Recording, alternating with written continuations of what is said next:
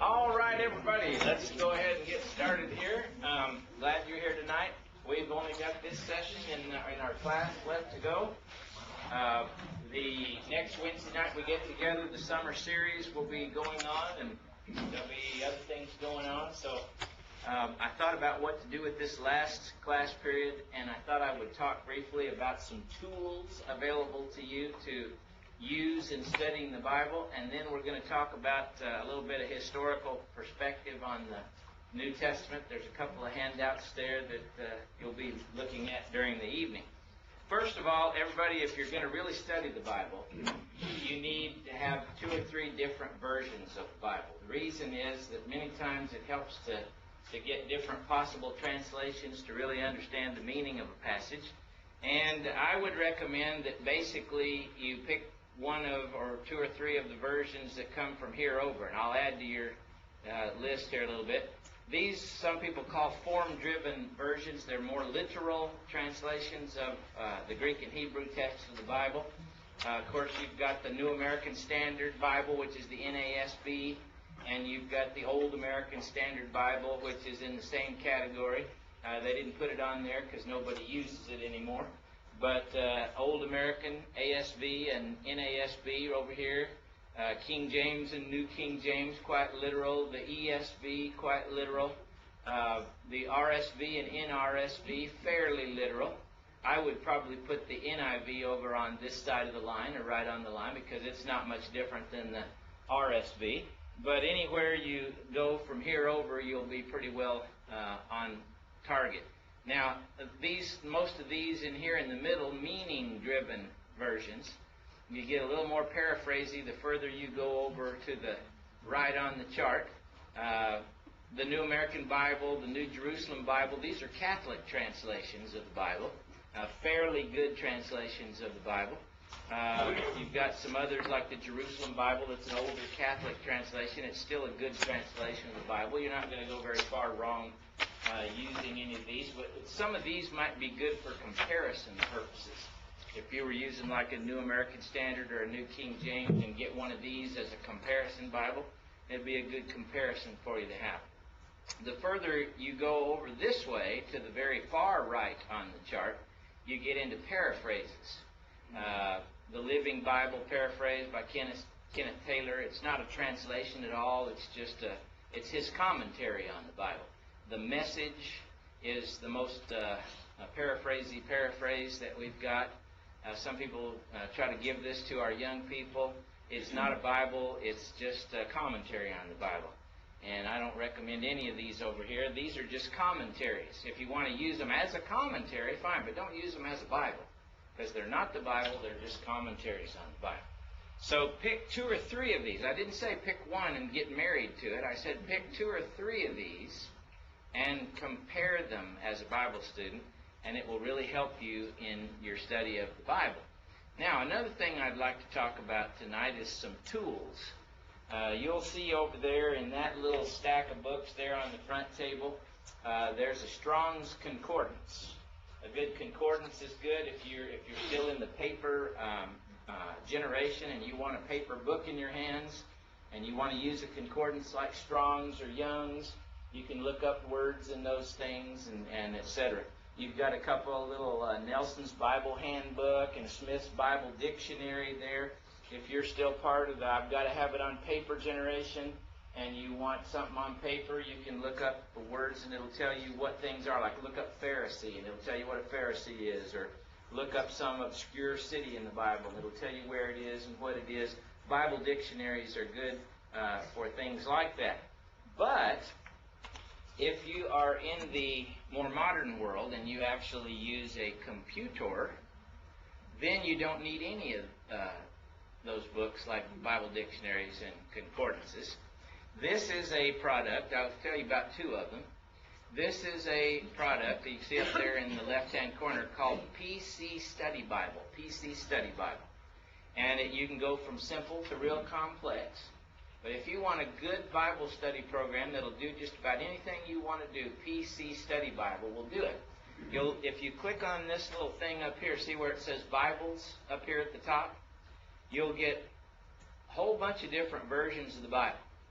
And like, see, if I wanted to look up Genesis 1:1 like it is right here, this is the NIV.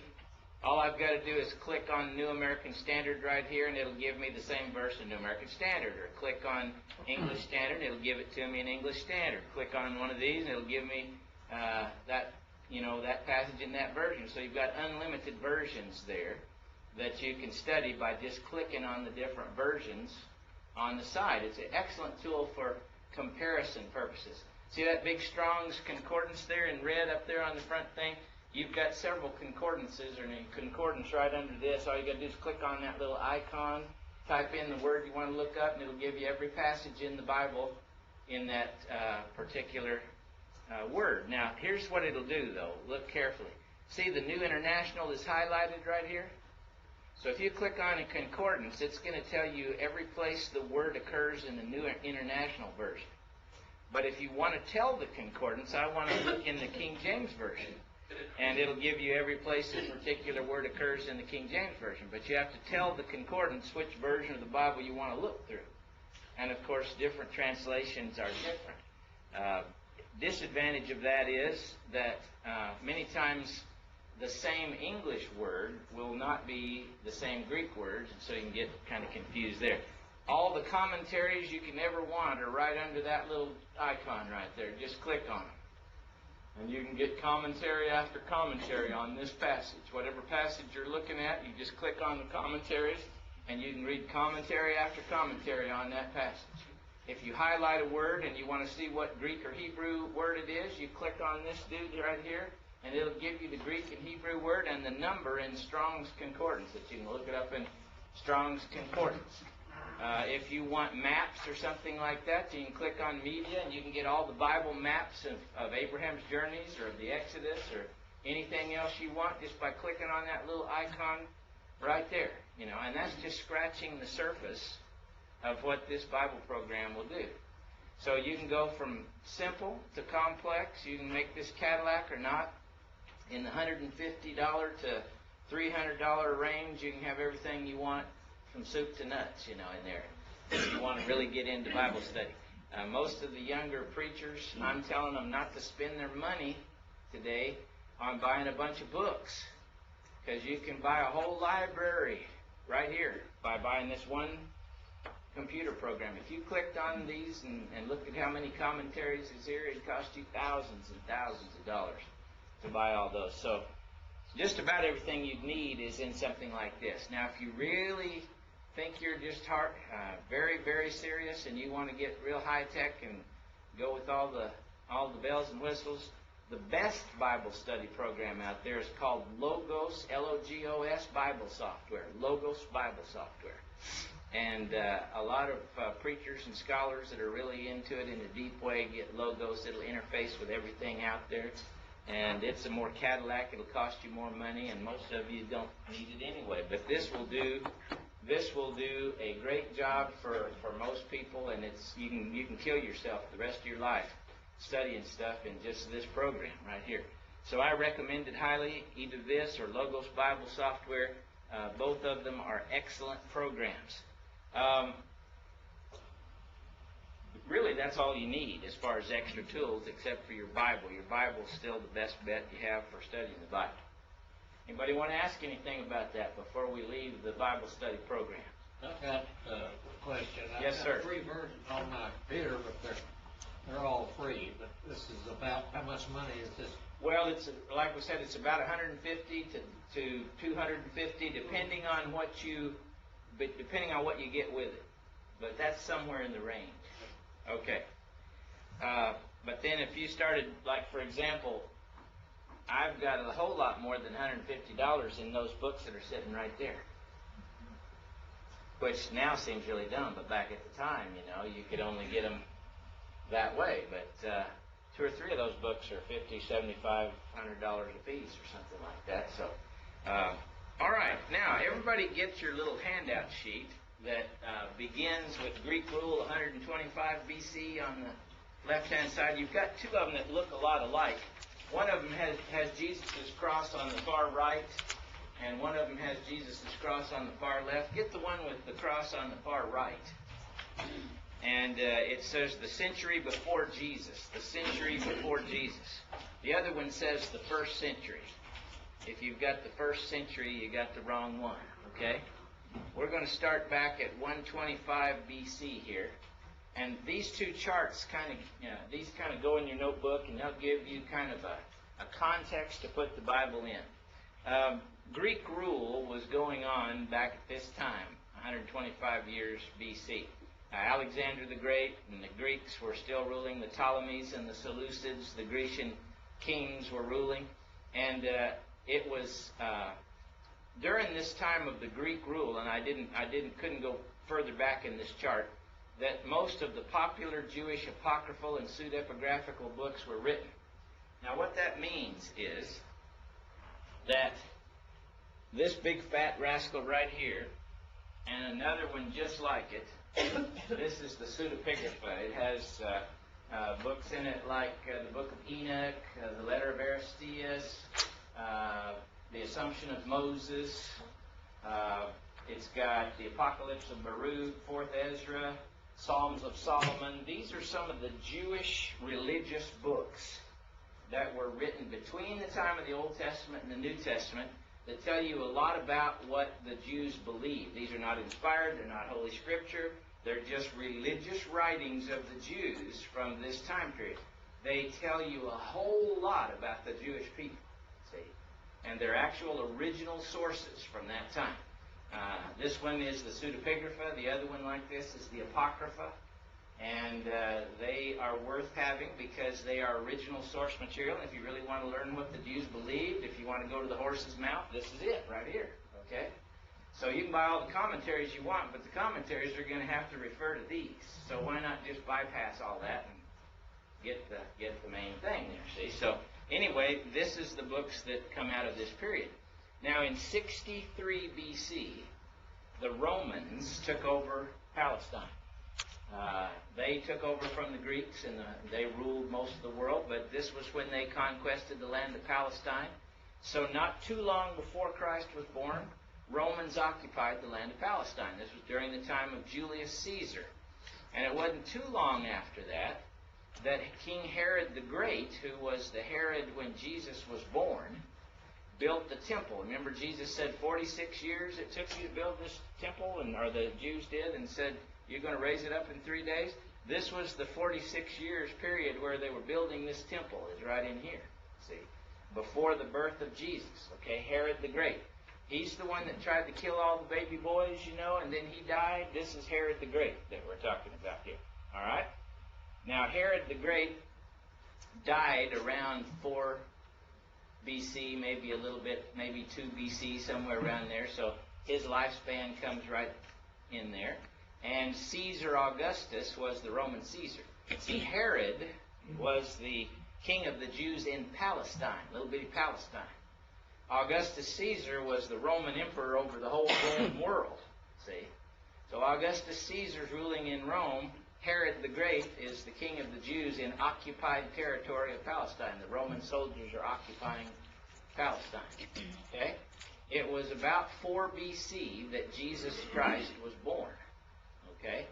And we know this because it was during this time that Quirinius, the governor of Syria, was making the census that you read about in the Gospel of Luke, and you put all the dates together when Augustus was Caesar and all this other kind of stuff, and you arrive at a date about 4 BC. BC does not mean before Christ, by the way, so get that out of the way, and you're all fine, okay? So 4 BC, all right?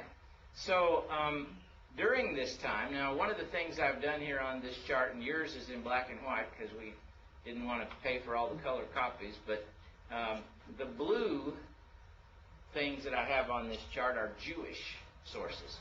See these down here, the popular Jewish apocryphal literature, that's in blue because that's Jewish. Herod the Great is Jewish. These red things on the chart are Roman. See, Roman people, people that were not Jewish, pagan Roman people. Okay? Now, during the time Herod was building the temple before Jesus was born, the Qumran community, where the Dead Sea Scrolls were found, this was a Jewish community, at Qumran near Jerusalem.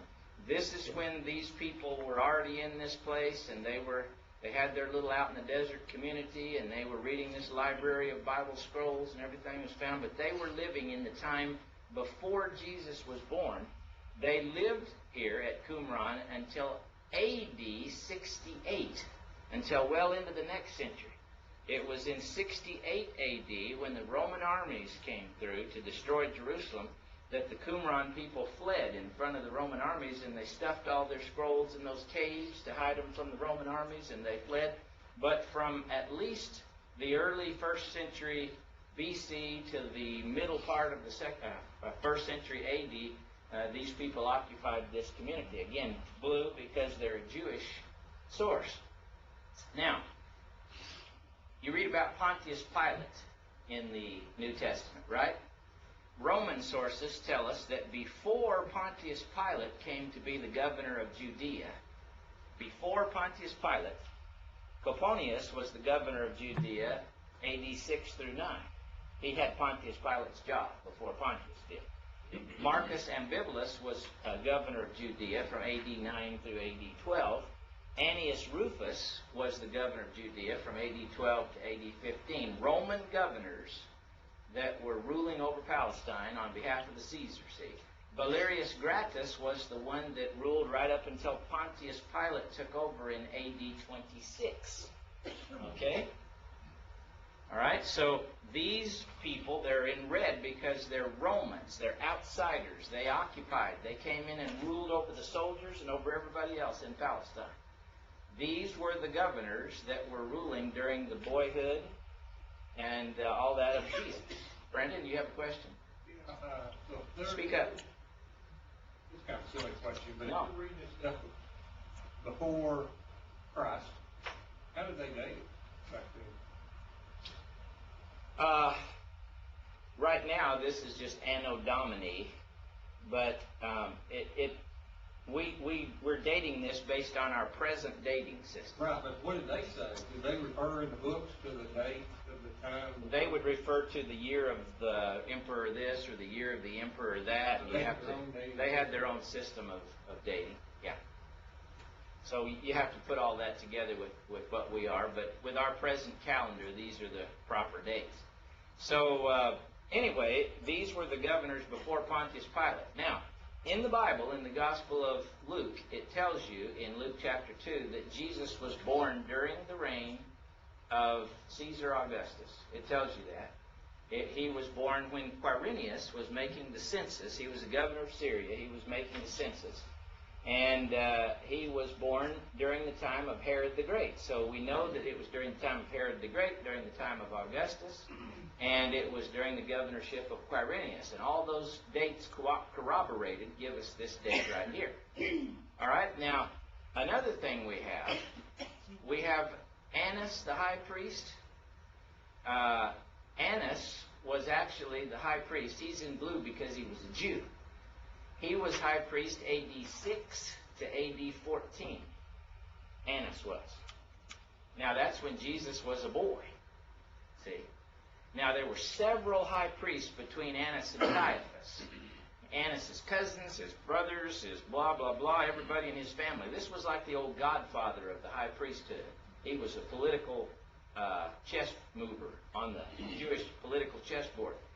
Caiaphas, Joseph Caiaphas, was the acting high priest during the time of Jesus' death. He was Annas' son-in-law. So old Annas was still controlling everything, even when Caiaphas was high priest. And if you remember the death accounts of Jesus, they took him to the old man first, or in one of the sequences, they took him to the old man and to Caiaphas. This guy was the figurehead. This guy was the political power behind the thing. But there's dates for all these guys. This guy ruled, and then several of them, like 6 or 7 of them ruled between these two guys. And this guy, like John says in John chapter 11, verse 30-something, or verse 50-something, he says Caiaphas was, quote, high priest that year. They were supposed to be high priests for life, but they were rolling them in and out of there like crazy, appointing one and appointing another, etc. So Jesus Christ was crucified, according to our present calendar, about A.D. 29. Now, see, people get messed up because they think he was born at 0. That's not true. According to our present calendar, that's wrong. He was born about 4 to 5 BC, see? And so instead of the church beginning in AD 33, you need to back that up about 4 years to AD 29, or maybe you could stretch it to AD 30, but certainly not AD 33. So when they tried to put the cornerstone on this building and say it was the church established in 33 AD, I said, let's don't do that. Let's say it was the church established in Jerusalem on the day of Pentecost. Say that's Acts chapter 2. Let's don't just put the wrong date down there. But it is the one that was established in Jerusalem on the day of Pentecost. Okay. Now, so Jesus approximately was crucified in AD 29. And this brings you to the end of the Gospels, see? So all of these things kind of give you a historical context for the things that were going on. Now, also Jewish sources. There's a couple other Jewish sources at the bottom of this chart. I'm going to widen out just a little bit here. Because this chart, you see where it says the Mishnah down here? The Mishnah is this fat little book right here. This is the sayings of the Pharisees, the sayings of the Jewish rabbis from 200 BC to 200 AD, which covers the lifetime of Jesus. Gamaliel's sayings are in this book. The teacher of Saul of Tarsus, see? Rabbi Shammai, Rabbi Hillel, other people that were living in, or their teachings at prominent time of Jesus are in this book right here. So if you want to know what the Pharisees actually said themselves without other people telling you what the Pharisees said, but you want to read the actual Pharisees themselves and what they said, the Mishnah is the book. This is translated from the Hebrew by Herbert Danby, the Mishnah. So I've got him as a Jewish source down here that covers both of these centuries. This is another Jewish source. Philo of Alexandria lived in Alexandria, Egypt. We have his writings extant too. So we've got the Mishnah, Philo of Alexandria, we've got the Dead Sea Scrolls, quite a few Jewish sources from that period of time, plus the earlier Apocrypha, Pseudepigrapha of the Jews. Okay, let's go to our other chart. So, Yes, ma'am. these other translations, they're translated in English, but what are they, like, are they like King James transversion, or? No, this is just more modern English, but this is like from the Hebrew and the English you'd speak today. Okay, so it's something you can Oh yeah, follow. you can read it. Yeah, you sure can. All right, so now let's go to where Jesus is crucified and start at this end of the program. Now you remember those other governors of Judea that we listed all their dates before the death of Christ? This is Pontius Pilate, who took over in AD 26. And that was just 3 or 4 years before Jesus was crucified. He took over as governor. He made everybody mad because the first thing he did was march into Jerusalem with his troops holding up the golden busts of the eagles and the statues of Caesar. And the Jews went crazy because they didn't allow any graven images in Jerusalem. And he marched right in pushing those graven images in their face. And they rebelled, and all difficulties broke loose in Jerusalem, and he hated them and they hated him. Another time he robbed the treasury of the temple treasury and built an aqueduct with the money out of the treasury, and they rioted over that. And he put soldiers among the crowd with clubs and weapons and beat a bunch of them to death and everything.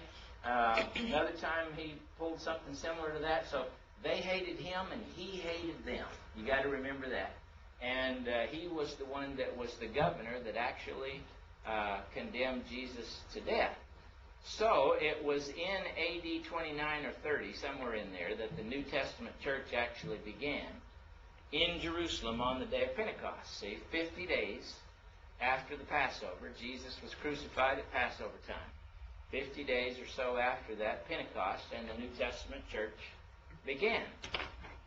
All right, now we have this period. Let me widen out just a little bit so you can see this a little bit better. We have this period between AD 30, let's say, and AD 70. There's a 40-year period in there between AD 30 and AD 70. Now, most of the New Testament was written during that 40-year period. All of the books of the New Testament were written after the death and resurrection of Jesus. The Gospels were written, So during this time, this is when the first part of the book of Acts is going on. See? The initial spread of Christianity from Jerusalem to Judea to Samaria and to the uttermost parts of the earth. Paul died in the mid-60s, early 60s. Paul died. Every single one of the apostles was dead by AD 70 except old John. He's the one that lived past AD 70. He was alive into the first part of the 2nd century. He lived into the 100s. But everybody else was dead by AD 70. Okay? During this time, you had living apostles. You had prophets that were speaking by inspiration and writing by inspiration. You had evangelists like Timothy and Titus, running around. The first elders and deacons were appointed in congregations after those congregations were established. You had congregational autonomy, meaning each congregation was independent, from all others. The word of the apostles and prophets was universal or Catholic truth. The word Catholic just means universal, all over the place. So the authority of the apostles and prophets wasn't limited to one church. It was in all churches. The authority of the inspired prophets was not limited to one church. It was in all churches, see? And the local elders simply taught the things that the apostles and prophets taught as authority. But this was the spread of Christianity. Now, by the time of the Jewish rebellion, when the Jews rebelled against Roman rule, and the Roman Emperor Titus came in with his armies. See, right in here is where the people at Qumran ditched Qumran and left their scrolls in the caves and ran off for cover. This is also, you saw the movie Masada. This is when the Romans took down Masada at this same time, when the Romans came through Palestine, AD 70. By AD 70, you had 3 of the Gospels already written. You had the book of Acts already written. You had the Pauline epistles already written because Paul was dead. You had 1st and 2nd Peter written because Peter was dead. The book of Hebrews was already written. All of these things were already in place by AD 70. See, some people say, well, these councils in the 3rd, 4th century voted in the New Testament. No, that's nonsense. These were already done and already widely accepted by AD 70. Okay? Now, during this time, there was a Jew that was kind of in cahoots with the Romans, and he was writing down a history of the Jewish people. His name was Flavius Josephus. One of the best things you can read on Jewish history that goes all the way back to the Bible times and all the way up through the 1st century and everything is Josephus. Now, he's just a guy, but he'll give you a real perspective from the Jews on the whole flow of Jewish history, especially the time of the 1st century BC, 1st century AD. So this is a good thing to have. And some of these Bible programs, you can buy this and you can read it along with everything else. But he's in blue because he's a Jewish source. Remember, the red ones are Roman. These are Jewish. Okay? Now, this kind of gives you a context for the period of the New Testament. Now, the book of Revelation and John's other writings were not written until near the end of the 1st century. We don't have exact dates on most of John's writings, but they were like at the earliest in the mid-80s and in the 90s of the 1st century. Revelation probably about 96 AD. We know this from several later sources, including Clement of Alexandria and Irenaeus and Eusebius and some others. But they placed John on the island of Patmos during the reign of Domitian. And Domitian ruled, the Roman Emperor Domitian. Do I have him on here somewhere? Yeah, I do, down at the bottom. See, he's in red there. Domitian ruled from AD 81 to AD 96. Okay? Now, when Domitian died in AD 96, John was released from the island of Patmos. And Nerva was an emperor that just barely ruled any time there, a year or so. And then Trajan came to power and ruled into the early part of the 2nd century. And John was still alive in the reign of Trajan, living in Ephesus, and he was administering churches and teaching Christians around Ephesus. So here at the bottom of your chart, you've got Domitian and Trajan, the next Roman emperor. You can draw an arrow from Trajan on into the next century because he kept ruling for a while in the next century. You have some early Christian writings that probably were written about the same time as the book of Revelation. One for sure is the book of 1 Clement. You have the Apostolic Fathers. It's the earliest church fathers. The book of 1 Clement was written in 96 A.D., which is probably about the same time that the book of Revelation was written. And it's quite interesting because you can read the book of 1 Clement, and I challenge you to find anything in there that you wouldn't completely agree with doctrinally. You know, the church has elders, and it's just like the New Testament church. But 1 Clement was one of the earliest ones. The Didache, which means the teaching, was either written in the late 1st or early 2nd century. It's one of the early church fathers, and we could go on and talk about some others. But the reason I give you this chart is, or these two charts, these give you kind of what was happening in the world and what are all the sources that you get things from. Now, if you read commentaries, which some people do, if you read commentaries and they say, well, the Jews, the Pharisees taught something, the first question you want to ask is, how do you know that? If they don't cite the passage from the Mishnah where they learned that, or if they don't give you the passage in Josephus where they read about that, see, then you just don't even listen to a word they're saying. See what I'm saying? Because the only way they're going to know what the Pharisees taught is this, right here. That's the only way. See what I'm saying? So if they say the Pharisees taught or so whatever, what are they citing as references? Where did they get their information? Many of the commentaries you read are just somebody's ideas about something. Take that and just go, whoop, and go boom, boom, when it hits the trash can, and let it ring around in the bottom, see? Because that's about how much that's worth. If somebody's really writing something legitimate, they're going to be quoting 1st century sources and telling you how they know the things that they're saying. They're either going to quote Scripture, or they're going to quote from Josephus, or they're going to quote from the Mishnah, or they're going to quote from Philo of Alexandria, or they're going to be quoting from some of these apocryphal Jewish books right here, you know, and telling you what was going on and what the Jews believed, or Roman sources to tell you about Pilate and Valerius Gratus and Caesar Augustus and all these others. If they're not telling you how they know, then they're not telling you. See? One of the things we have a problem with, especially with our young people, and it's getting this way with us older folks too, when you go on the computer and you just click on something on the internet and it just gives you somebody's discussion and you want to find out something about something, there's all this information just flying everywhere. You read it on the computer, whoopee-doo. Where did the person on the computer get the information? Do they give you the reference? Do they show you where to go to find out how they found that out? See, if they don't do that, then it's not worth anything. Okay? It's just verbiage. Snopes. Huh? Let's go to Snopes.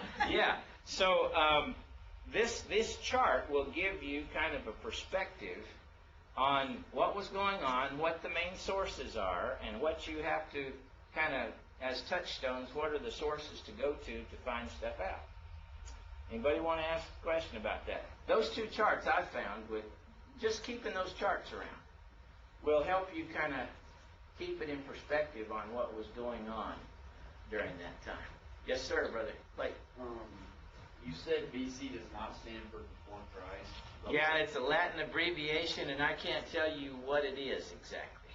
But it's not before the birth of Christ. All right. Okay. And one other question: is there anything like, I forgot what these rulers were called? Like They were Claudius? procurators or governors. Okay. Is there any reason that the first three, like, each only reigned for 3 years? Probably political. It's sort of like, you know, did they keep the emperor happy in Rome? Did Did they do what they wanted them to do? The Senate wanted them to do? Did they make somebody mad? So you don't know about any like term? Well, we do know there wasn't any terms, no, but there were historical reasons why each one of these lost their job. Pontius Pilate got fired basically because he was so antagonistic with the Jews and caused so much trouble with the Jews. He wouldn't get along with the Jews, and he ended up in Samaria slaughtering a bunch more of them, and they said, that's it.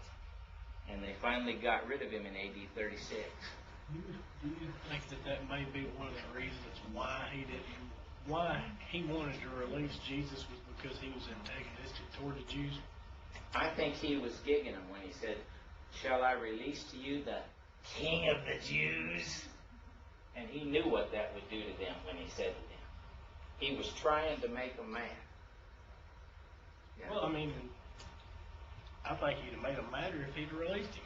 But you know when he dressed him up in the cloak and in the crown of thorns there, he was trying to make them mad. That's what he always did. When you read the rest of the history about what he did, you know that they hated Pilate and he hated them. And when they got him up in the early morning or middle of the night and they dragged this Jew in front of him and bothered him with that, that's the last thing he wanted, you know. And Jesus kind of upset him in the process, that's for sure. But he taunted him and taunted him and taunted him. And he kept on doing it after Jesus was crucified. His wife also was upset. Yes, she was. Yes, she was. Okay, so, yes, Miss Ginger. I Googled DC and it says on the internet it stands for the Lord Christ. Isn't that great? Yeah, that's good. That's great. Yes. Did they just screw up on the calendars? It's supposed to be based on... If you go back to the beginning of time, different nationalities had different calendars. See, there have always been different calendars in different countries.